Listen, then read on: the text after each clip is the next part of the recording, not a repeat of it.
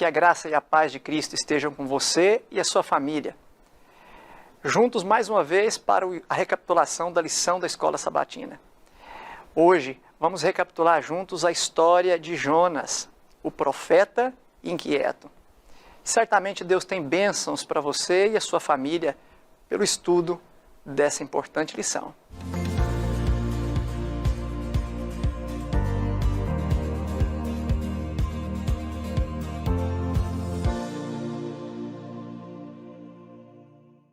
Mais uma bênção de Deus, podermos estar juntos hoje, recapitulando a lição da Escola Sabatina. Nesse trimestre temos estudado sobre o descanso em Cristo, descanso em Deus. Que bênção nós temos aprendido a cada semana, confiar mais e mais naquele que é a única fonte do verdadeiro descanso, o Senhor Jesus Cristo. Hoje nós vamos juntos recapitular a lição 12, o profeta inquieto. Você é bem-vindo para isso. Nós falamos aqui do Seminário Adventista Latino-Americano de Teologia, sediado no norte do Brasil, na nossa querida Faculdade Adventista da Amazônia. E nós temos aqui dois colegas que vão compartilhar conosco esses momentos aqui de reflexão. Pastor Everton Castro. Pastor, para aqueles que não te conhecem, por bondade, se apresente. Ok, pastor. Meu nome é Everton Castro. Eu sou pastor na igreja do campus da FAMA e também dou aula lá nos cursos superiores. E sou casado com a enfermeira Josiane, pai do pequeno André, que nasceu no início desse ano. Um abraço para o Andrezinho. Obrigado, pastor, por mais essa empreitada. Pastor Clodoaldo, tem estado conosco aí de forma colaborativa ao longo dessa jornada de lições, mas pode ser, pastor, que alguns que nos acompanham hoje não lhe conheçam. Poderia, então, se apresentar por bondade? Claro, pastor.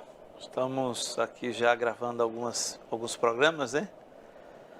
E eu trabalho ali na FAAMA, no seminário, dando aula ali de grego, Novo Testamento, filosofia e cristianismo, e também exercendo a função de ministerial ali do nosso seminário e da instituição. Ok. Quero falar da alegria de estar aqui mais uma vez. Obrigado, pastor. Muito obrigado. Alegria nossa também. Obrigado aos pastores pela disposição, tirar esse tempo precioso para refletirmos sobre a lição. Vamos fazer isso pedindo a misericórdia, a bênção de Deus para esse momento. Pastor Everton, pode dirigir uma palavra de oração a nós? Pois não, pastor. Oremos. Bondoso Deus, te agradecemos por essa oportunidade que temos de estudar mais a Tua Palavra. E nós não podemos iniciar esse momento sem antes convidar o Teu Santo Espírito para se assentar aqui entre nós, abrir a nossa mente, acalmar o nosso coração e nos tornar aptos para compreender as Santas Escrituras. Amém. Seja o nosso professor mais uma vez, pois te pedimos em nome de Jesus. Amém. Amém. Muito bem, você que estudou a sua lição aí essa semana, ou está estudando, você percebeu que nessa semana nós pudemos aprender muito sobre um personagem emblemático aí nas Escrituras que nós conhecemos por Jonas, o profeta Jonas. Há um livro aí do profeta Jonas, de 3, 4 capítulos, mas um livro assim de uma profundidade, de um aprendizado tremendo. E é desse livro que a lição tirou aí o seu verso-chave. Jonas 4, verso 11. Acompanhe aí, a leitura diz: Disse Deus a Jonas: E você não acha que eu deveria ter muito mais compaixão da grande cidade de Nínive, em que há mais de 120.000 pessoas que não sabem distinguir entre a mão direita e a esquerda, e também muitos animais? Uma pergunta emblemática, pastores, que Deus faz a Jonas, está registrada já lá no final do livro, né? Mas para a gente entender essa pergunta e por que Deus faz essa reflexão, é muito importante a gente voltar ali no capítulo 1 e entender a saga de Jonas, para ficar mais claro para nós qual a reflexão que Deus queria produzir em Jonas, para que ele pudesse descobrir o verdadeiro descanso. E aí, pastor Everton, que nós começamos na lição de domingo, fugindo. Pastor Everton, Deus fez um chamado a Jonas E qual foi a reação dele? Que chamado foi esse? E qual foi a reação de Jonas, pastor? Ok, pastor. Eu aprecio muito o livro de Jonas. Apesar de ser pequeno, 4 capítulos, como foi citado, é um livro muito interessante. É um livro que termina com uma interrogação. É um livro que o objetivo é causar reflexão. E alguns consideram Jonas o Paulo do Antigo Testamento. Se Paulo, no Novo Testamento, é o apóstolo dos gentios, Jonas vai ser o profeta dos gentios também. Porque ele é enviado para Nínive, que era a capital do grande império assírio daquele tempo, que era o maior império. E Jonas então consegue evangelizar toda uma cidade. Só que diferente de Paulo, Jonas não queria ir para a sua missão e não fica satisfeito com o resultado da missão, né? Então, quando ele recebe o chamado, Jonas decide ir na direção contrária ao que Deus pediu. Para você ter uma ideia, pastor, de Jerusalém para Nínive, que hoje atual fica no Iraque, a distância é de mais ou menos 800 quilômetros. Jonas, a Bíblia diz que ele desce para Jope, onde até hoje tem um porto muito famoso, e de Jope ele decide para Tarsis. A distância entre Nínive e Tarsis é mais de 4.000 quilômetros. Então, não sei quem já viajou, imagina uma distância de 4.000 quilômetros, é uma distância considerável. Tarsis fica perto da Espanha. Então, Jonas ele foi na direção contrária, para muito longe. Interessante que quando nós lemos o verso 3 do livro de Jonas, do capítulo 1, tem um texto bem interessante que fala assim, eu estou lendo aqui no hebraico porque eu quero destacar algumas palavras. E levantou-se Jonas para fugir para Tarsis. E a Bíblia então apresenta aqui uma expressão Malifnei Adonai. Em português está da presença do Senhor, mas no hebraico é Lifnei, da face do Senhor. E diz então que ele desceu para Jope. Esse verbo yará, descer, vai se repetir várias vezes na vida de Jonas aqui. Ele desce para Jope, depois desce para o navio, depois desce para um porão, depois desce para o mar, depois desce para o ventre no peixe. Então, a fuga de Jonas não é alguém que está fugindo apenas de uma região geográfica, é alguém que está fugindo de Deus, da face do Senhor. E a partir do momento que Jonas decide fugir da face de Deus, a vida dele começa a descer, descer, descer. Tanto que a próxima vez que vai aparecer o verbo subir é quando a baleia vomita ele já na praia, né? Então nós temos aqui um profeta fugindo geograficamente de uma cidade, de Nínive, mas também um profeta fugindo da face, da presença do Senhor, recusando o chamado o qual ele havia recebido. Agora, muitas vezes, pastores, para nós parece fácil condenar a fuga de Jonas. De fato, ele não estava certo em fugir, mas é que para nós, nessa distância temporal do que ele fez, e às vezes sem um pouco do contexto de quem era a Síria, talvez fica fácil da gente condenar a fuga dele. Mas, pastor Clodoaldo, por que Jonas fugiu dessa maneira, pastor? Quais foram os motivos, as motivações do coração de Jonas? Pastor, alguém disse que Jonas, o livro de Jonas, não trata meramente de um profeta missionário, mas sim de um Deus em missão. Quando eu olho para Jonas, eu olho um indivíduo que está tendo dificuldades sérias na sua identidade religiosa, na sua identidade espiritual. Aliás, a lição no finalzinho vai trabalhar um pouquinho para o sentimento de Jonas, quando ele não quis pregar para os ninivitas, né? Claro que os ninivitas eram um povo ruim. Os assírios, todos conhecem, historicamente falando, a maldade e a crueldade presente entre os assírios. E Jonas, melhor dizendo, que foi contemporâneo de Amós e Oséias, ele, como um profeta, já havia pregado, isso é inferido em 2 Reis, no capítulo 14, e aqui ele observa para aquela nação cruel, como é que eu vou querer salvar um povo desse? Isso, na realidade, é meramente um subterfúgio para não pregar. O que eu vejo é que ele tinha dificuldades tremendas em reconhecer o que Deus fez com ele ao longo da vida. Todas as pessoas que têm dificuldade em reconhecer os milagres de Deus em sua vida, de restauração, e e você mostrar para Deus, você apresentar a Deus como alguém, um pecador que precisa de perdão, ele vai ter dificuldade em levar esse perdão e essa mensagem a outras pessoas. Observe Davi. A gente falou em uma das lições anteriores que depois do arrependimento de Davi, Davi se propõe a ensinar às pessoas o que Deus havia feito por ele. De Deus, né? Então, muito mais do que o caráter dos ninivitas, na minha observação, está o caráter de Jó. Ou seja, essa perda, um declínio espiritual de Jonas, melhor dizendo. Ele não estava conseguindo se ver como alguém apto a reconhecer aquilo que Deus havia feito na vida dele, ele como pecador. Agora, talvez haja aí um orgulho, uma presunção com certeza. na vida de Jonas. Agora, pastores, revisando a literatura, a gente percebe que a Assíria foi o primeiro, tem-se notícia de que foi o primeiro exército profissional de que se tem registro na história.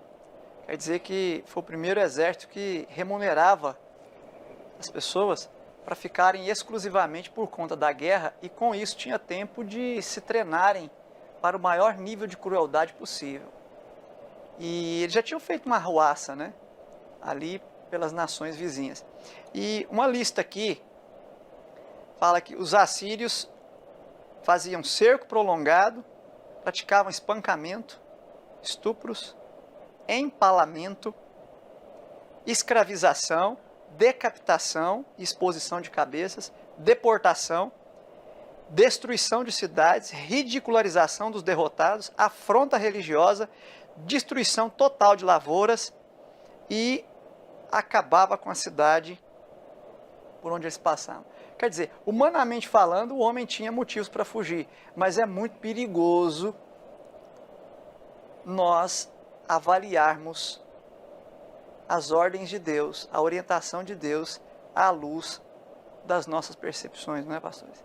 Sim, sim. É muito perigoso isso, né? É interessante que o texto, no capítulo 1, verso 2, diz assim: levante-se e vá pregar. É a ordem de Deus para ele, né? E de fato, pastor Everton, Jonas levanta para fugir. Então, ele cumpre a ordem pela metade. E aí acontece o estado de descendência que foi apresentado pelo pastor Everton. Agora, um detalhe no livro de Jonas: o livro de Jonas é tão importante que ele era lido no Yom Kippur, o livro de Jonas.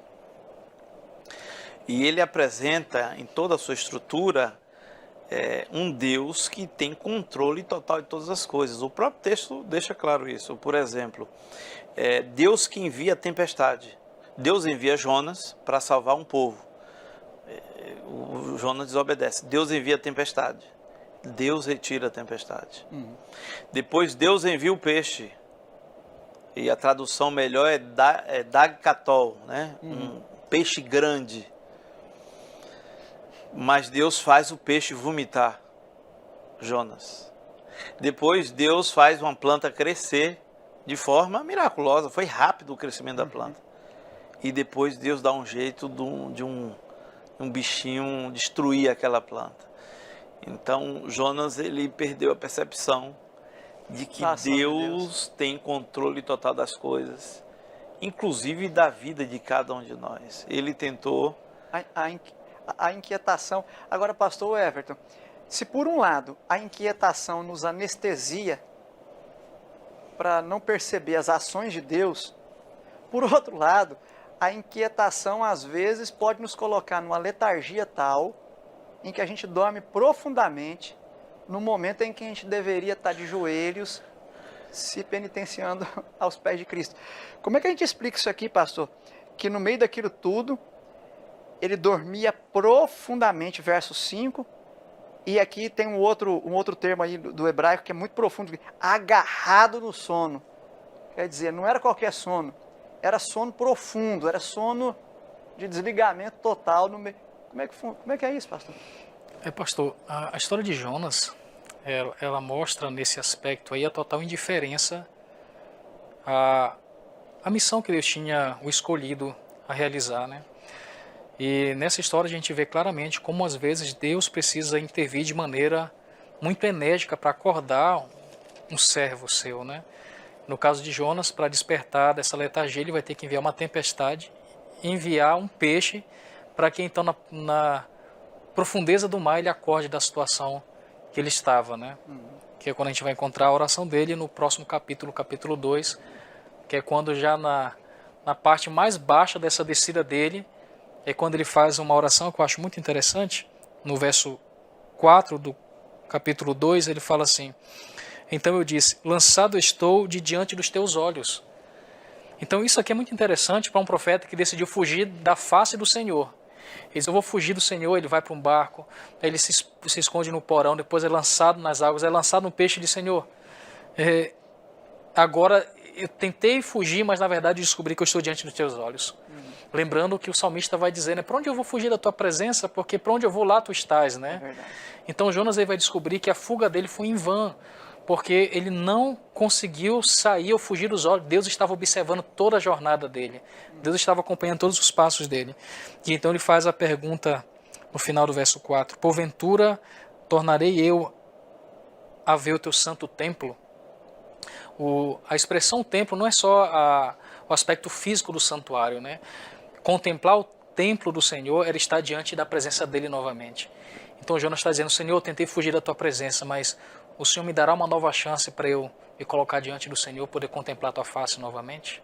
Era um profeta pedindo uma segunda chance aqui. Ou seja, pastor, mesmo que qualquer um de nós, por um deslize, por um vacilo, tenhamos descido ao fundo, e mais, ao fundo do fundo, ou ao fundo do fundo do fundo, como foi o caso de Jonas, ainda assim nós podemos nos encontrar com Deus. Deus nos busca em meio à profundeza, Deus nos encontra e Deus nos chama. Pastor, eu gosto do pensamento do Martinho Lutero, que diz que se você está cavando, está no fundo do poço, a primeira coisa a se fazer é parar de cavar e olhar para cima, né?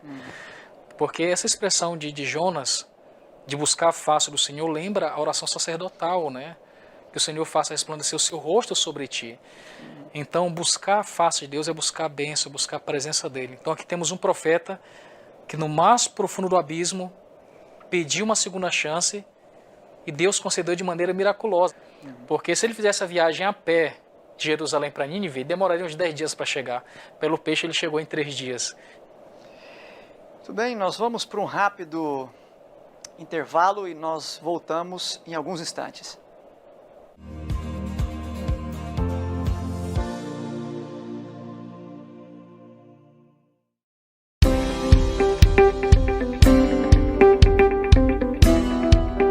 Essa é a Faculdade Adventista da Amazônia, a FAAMA, e dentro da FAAMA nasceu o Seminário Adventista Latino-Americano de Teologia, o SALT FAAMA.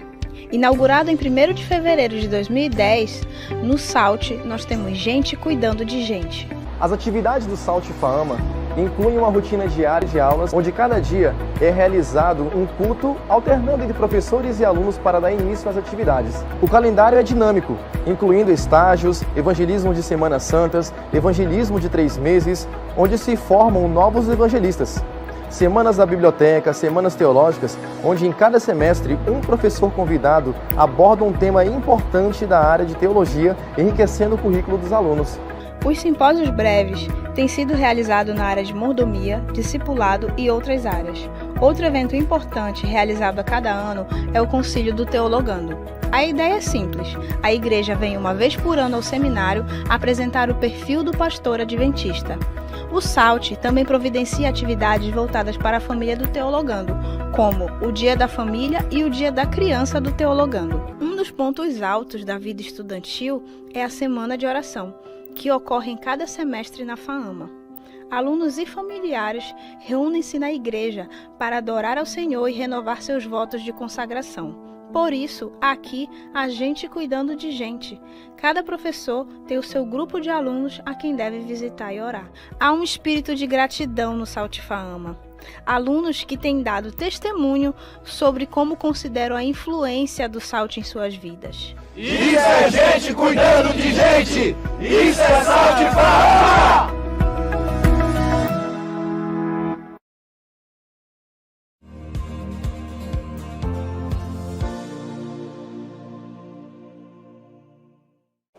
De volta ao segundo bloco, dessa nossa lição da Escola Sabatina, número 12. Estamos estudando sobre Jonas, o profeta inquieto. Preciosas lições sobre como encontrar o descanso e aprendendo isso com a emblemática história de Jonas. Pastores, nós vimos até agora o chamado de Jonas, a fuga dele, os motivos humanos, a decisão de Deus de buscá-lo e trazê-lo de volta. Pastor Clodoaldo, aí fala missão cumprida. Jonas, afinal de contas, foi e cumpriu a ordem de Deus como Deus esperava que ela fosse cumprida, pastor? Há algo interessante aqui, pastor. No capítulo 1, verso 2, eu falei isso no bloco anterior, há um termo, um verbo, levante. Deus disse levante e pregue. Ele levanta e foge. Agora no capítulo 3 vem a mesma ordem. Levante e pregue. E ele se levanta e prega. No capítulo 1, quando ele se levanta e foge, o que é que esse profeta traz para as pessoas que estiveram ao redor dele na sua fuga? Desespero. Ao não levar a mensagem de Deus, o que um pregador semeia dentro da sua esfera de relacionamento é falta de esperança, desespero, é incredulidade. E foi exatamente o que aconteceu com aqueles homens que estavam dentro do navio. Agora no capítulo 3, ele levanta e prega. E o texto deixa claro que houve arrependimento.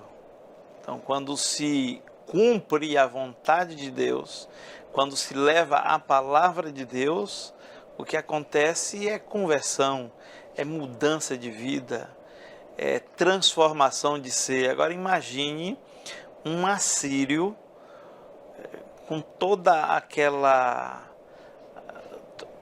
cultura cruel que é conhecida, esses indivíduos sendo transformados pela mensagem de Deus. E um último ponto que eu quero destacar, o livro de Jonas começa com uma palavra do Senhor, né? Adonai, você vai encontrar esse termo Adonai várias vezes, e o termo Devá, palavra do Senhor. Depois diz, o Senhor disse, lá no capítulo 4, o que é relevante para a sociedade hoje não é aquilo que eu creio ou aquilo que eu simplesmente interpreto à luz de minhas próprias percepções. O que é relevante e o que vai salvar a sociedade hoje e livrar da corrupção, da imoralidade, da promiscuidade, levar salvação às pessoas é a palavra do Senhor. Então, por que eu estou pontuando isso? Porque nós temos visto muitos pseudo-cristãos com várias mensagens, com várias ideias, com as suas próprias filosofias, que poderíamos dizer que são filosofias vãs, como disse o apóstolo Paulo, com seus ensinos e com suas ideologias, tentando implementar isso nas igrejas e nas comunidades cristãs, como se fosse a palavra do Senhor. O que vai levar salvação ao povo é a palavra de Deus conforme ela está escrita. Não é o que eu acho, mas sim o que está escrito. Isso aí. Obrigado, pastor. É muito importante entender isso, pastor Everton. E quando a gente olha para essa lição, a gente vê que o Espírito Santo fez uma obra tremenda ali, porque o texto diz que houve no povo, o capítulo 3 aqui fala que os ninivitas creram em Deus, proclamaram jejum, vestiram pano de saco, desde o maior até o menor, quer dizer, todos.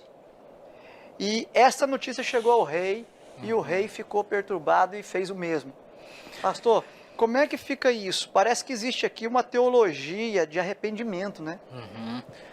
Pastor, é muito interessante, quando a gente começa a ler o livro de Jonas, a gente imagina que o livro trata de um Deus querendo salvar apenas os ninivitas. Mas na verdade você vai entender que é um Deus querendo salvar primeiramente o mensageiro, que é o profeta, né? Quando você estuda aí o livro de Jonas, você percebe que o sermão dele foi muito curto, grosso, muito ausente da misericórdia de Deus, foi só vocês vão ser destruídos e pronto. E a obra maior foi feita por Deus, não pelo profeta, porque a mensagem em si, ela era muito direta, e Deus de fato faz toda essa mudança. E o que a gente percebe é que a nação ninivita, eles tiveram um verdadeiro arrependimento porque foi seguido por mudança de comportamento. Então, arrependimento não é quando você chora, é quando você muda. E houve mudança no povo. Amém. Agora, se você fizer um paralelo entre a mensagem que chegou nos ninivitas, que causou mudança no comportamento deles, e você olha agora para o profeta Jonas, que passou por toda essa situação que nós citamos anteriormente, mas você vê um homem que não mudou ainda. Os ninivitas, que antigamente já teriam talvez matado um israelita, não matam, escutam o profeta e agora mudam de vida. E agora você tem um profeta que ainda continua desejando a morte dos ninivitas. Então você tem aí dois paralelos. O mensageiro e os que recebem a mensagem. Uns se arrependem e mudam, e o outro continua ainda com essa visão, desejando a morte do inimigo. E aí ficou uma lição profunda, né, nesse ponto aí, porque você percebe que Deus está querendo transformar, melhorar o homem, o mensageiro, na medida em que o envia. Então, o envio não é apenas para beneficiar quem vai receber a mensagem, mas é também para continuar trabalhando na vida daquele que é enviado. Isso fala muito para nós, né? Sem dúvida, pastor. Se você ler o livro, você vai perceber que os esforços de Deus são maiores para salvar Jonas do que Nínive. Embora Deus, claro que ele queria salvar Nínive, mas o foco do livro é um Deus tentando salvar o seu mensageiro. E isso fala muito forte, porque nós somos mensageiros, né? Você que está assistindo talvez seja um mensageiro, mas muitas vezes podemos estar trabalhando para Deus mais distante dele. Agora, amigos, é complicado entender aqui o que falou a lição de quarta-feira. Como pode um missionário bem-sucedido ficar bravo porque foi bem-sucedido? Como é que pode, pastor Clodoaldo? Ajuda a gente a entender isso aqui. Dois detalhes aqui que precisam ser colocados nessa pergunta. Primeiro detalhe é que essa ira de Jonas em relação ao arrependimento dos ninivitas, ela se dá depois que Jonas já tinha tido um encontro com Deus lá na profundidade, já tinha aberto o coração para Deus e tinha se acertado com Deus. Esse é um ponto. Mas o outro ponto é, preocupado com o que ele estava, por que essa ira? E ele tinha motivo para essa preocupação, pastor? Nos ajuda a entender esses detalhes aí. A Bíblia tem muitos paradoxos, né? Algumas questões paradoxais. Um profeta que enfrenta centenas de profetas e depois foge pela ameaça de uma única mulher. Elias. Nós temos um indivíduo, um profeta, que a priori enfrenta toda uma corte, uma monarquia que queria se alinhar ao Egito, que foi o profeta Jeremias, e depois ele tem seus momentos de depressão e de tristeza, e todos conhecem, conhecido como profeta chorão. E aqui nós temos um profeta que deveria ser o receptáculo da mensagem do Senhor. O texto de Jonas começa de forma interessante. Palavra do Senhor que veio ao profeta Jonas. Dos 12 profetas, 7 começam assim os livros. E ninguém dá o que não tem, pastor. Quando o livro de Jonas é identificado como palavra do Senhor que veio para ele, é porque era para ele pegar essa palavra e levar para o povo. Tanto é que no capítulo 3, quando ele se levanta para pregar para os ninivitas, o texto que aparece lá, os termos segundo a palavra do Senhor. Ele levantou-se para pregar aos ninivitas segundo a palavra do Senhor. O que acontece com Jonas é exatamente o que acontece com muitos daqueles que que supostamente tiveram um encontro com Cristo. Geralmente nós somos intransigentes com quem nós não gostamos e indulgentes com as pessoas que são próximas a nós. É provável que ocorra isso também com Jonas, apesar de que eu dei uma explicação de que isso é apenas a ponta do iceberg. Eu imagino que Jonas, ele não conseguia enxergar ele como um pecador e que precisava da misericórdia de Deus e assim também ele transferia como é que os outros vão ter. Quando a gente se encontra com Deus, todo verdadeiro discípulo nasce no reino de Deus como um missionário. Se você não se identifica como missionário, como alguém que tem que levar a mensagem, você não é um discípulo, você não se vê como um discípulo. Então eu imagino Jonas se pavimentando no caminho da presunção, do orgulho, e alguém que não se reconhecia diante do espelho como um profeta, como alguém que precisava levar a palavra do Senhor para uma nação realmente difícil. Interessante que no 4:11, quando Deus fala assim, ó, é tocante isso aqui, né? Quando Deus fala aqui no 4:11, não é eu de ter compaixão da grande cidade, que não sabem discernir. Esse discernir aqui lá no hebraico é o Yadá. Quer dizer, eles não têm nem entendimento e nem experiência com Deus. O entendimento e a experiência que Jonas tinha, eles não tinham. Então como é que Deus não vai ter misericórdia deles, né? Parece que Deus está querendo aqui exatamente contrapor, mostrar para Jonas que ele tinha uma condição privilegiada, mas não estava fazendo conta do desprivilégio que eles ainda tinham, né? Porque eles não conheciam esse Deus como ele conhecia. Pastor, existe um livro intitulado Coisas que eu gostaria que Jesus não tivesse dito. E dentre as coisas que esse autor menciona, uma das coisas que diz que não gostaria que Jesus tivesse dito é ame os teus inimigos, amar os inimigos. Porque se a gente parar para pensar em alguém que te fez muito mal mesmo, você gostaria de ver essa pessoa no céu? Então os ninivitas, que era a capital do Império Assírio, eles tinham feito muito mal para os amigos de Jonas, para os familiares de Jonas. Então ele tinha todos os motivos para não querer a salvação dos inimigos. Então o que nós vemos aqui é um profeta que não aprendeu a querer o bem de quem tinha feito mal para ele. E tanto que no início do capítulo 4, eu acho muito interessante aqui, quando a Bíblia revela a razão da ira de Jonas. Fala assim, o verso 2, e orou ao Senhor e disse, Senhor, não foi isso que eu disse, estando ainda na minha terra? Por isso me adiantei fugindo para Tarsis, pois sabia que tu és Deus clemente, misericordioso, tardio em graça. Ou seja, ele está chateado pelo tamanho do amor de Deus, que ele sabia que o amor de Deus era tão grande que era capaz de perdoar até os inimigos dele. Tremendo isso, né? E há uma antítese aqui, pastor, de sentimento. Porque enquanto um fica feliz com o amor de Deus, o outro fica aborrecido com o amor. Olha aqui. Quando no verso 5, os ninivitas creram em Deus.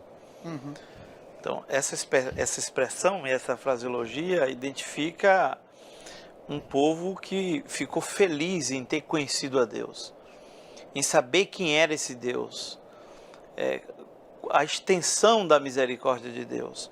E quando iniciou o capítulo 4, mas Jonas, nós temos uma partícula, um vav que é identificado com uma conjunção no texto hebraico, que vai identificar que aqui é Jonas com um sentimento que é uma antítese ao sentimento que houve nos ninivitas. Os que não eram de Deus estão felizes em conhecer a Deus. Agora me permite um parêntese aí para pôr um tempero nessa fala. Olha que essa mesma antítese aparece aqui no verso 1, fala assim, desgostou-se Jonas extremamente. E aí quando você vai para o verso 6, fala, Jonas, pois, alegrou-se em extremo por causa da planta. Ele se desgosta em extremo pela conversão do povo e fica extremamente alegre por causa de uma planta. Pastor? É intransigência e indulgência.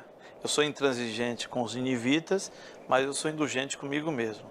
Se for para o senhor ajudar ele, eu vou ficar aborrecido. Mas como o senhor está ajudando a mim agora, eu vou ficar feliz. Não tem um ditado que diz assim, Deus para si e diabo para os outros, ou para para todos, para as outras pessoas, mais ou menos o pensamento de Jonas. O que passava no coração de Jonas, eu fico feliz porque a Bíblia não encobre, e é um profeta, né? Um profeta. É totalmente diferente da realização e da felicidade daquele povo, que é, conforme a gente já disse, um povo que, se fosse perguntar para mim, para você, num tribunal, o que é que deveria fazer, deveria acabar. Quando a gente lê as entrelinhas de quem são os ninivitas, que eram os assírios, o que eles faziam, para a gente tinha que morrer todo mundo, se for perguntar a natureza humana de cada um de nós. Talvez Jonas tivesse essa percepção. O problema é que ele atribui a Deus aquilo que, a experiência que ele possui. Eu queria que o Senhor fosse como eu sou. Pastor, E é o inverso, né? Nós temos que ser como Deus é. Pastor, me permita adicionar só um ponto, que é muito interessante o pastor Clodoaldo está falando, porque existia um recurso didático entre os judeus chamado diatriba, que é ensinar através de perguntas, né? E na Bíblia tem muitas perguntas interessantes. Deus ensina através de perguntas, né? Desde a primeira pergunta no Éden, onde estás, né? No livro de Jonas, termina com uma pergunta, e no capítulo 4 ele faz uma pergunta muito significativa. Ele chama Jonas a racionalizar a sua ira. Jonas, é razoável essa tua ira? Ou seja, tem sentido isso? Tem sentido. E como é que ele faz isso? Ele faz nascer uma plantinha. Jonas está debaixo da planta, contemplando a cidade para ver o que vai acontecer. De repente vem um verme, come a plantinha. E Jonas fica com compaixão da planta.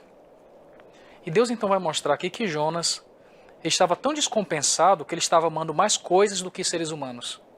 Deus fala, tem sentido você se preocupar com uma planta e não amar seres humanos? Então isso me lembra, hoje na nossa sociedade, do utilitarismo, do capitalismo, eu vi uma frase que dizia, ame pessoas, use coisas. Sim, sem dúvida. Porque às vezes é muito fácil invertermos e esquecermos que a coisa mais preciosa que existe nesse mundo, para Deus e para a igreja, deveria ser os seres humanos. Amém. Você percebe aí lições profundas desse livro, rico em apelos de Deus para encontrarmos o verdadeiro descanso em Cristo. Eu penso, pastores, que nós estamos então prontos para fazer uma síntese, né, da lição dessa semana.